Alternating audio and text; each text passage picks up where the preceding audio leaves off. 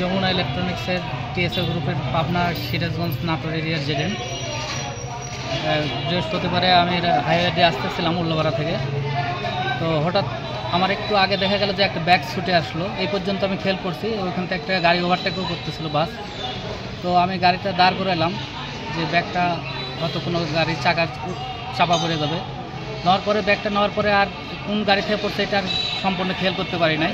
আমি মোটরসাইকেল টেনে নাটোর পর্যন্ত আসলাম, কোনো কুল কিনারা না পাই। এদিক সন্ধ্যা পার হয়ে গেল।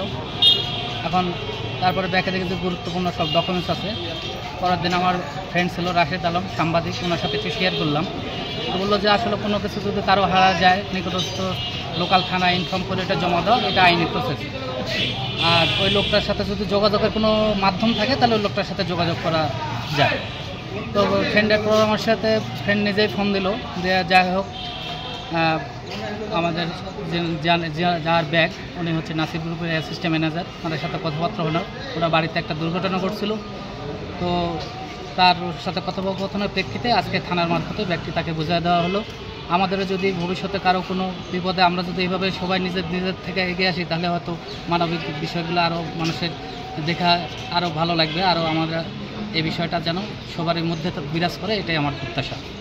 আপনাদেরকে আর ধন্যবাদ দিয়ে ছোটো করবো না, কারণ আমাদের যে কত বড় একটা উপকার হলো। চাকরির জন্যে যেহেতু ডকুমেন্ট ছিল সবগুলা, ড্রাইভিং লাইসেন্স আর আইডি কার্ড, গাড়ির কাগজ, ওই কোম্পানির কিছু গুরুত্বপূর্ণ কাগজপত্র ছিল, এগুলো সম্পূর্ণ আপনারা যে সুন্দরভাবে মানে অক্ষত অবস্থায়। তারপরে যে চেক ছিল আপনার, হ্যাঁ ডিলার চেক, মানে অনেক উপকার আপনারা করলেন বা আমাদের ক্ষতিগ্রস্তের হাত থেকে আপনারা বাঁচালেন। এর জন্য আপনাদেরকে আর ধন্যবাদ জানাবো না, আন্তরিক ভালোবাসা জানাই।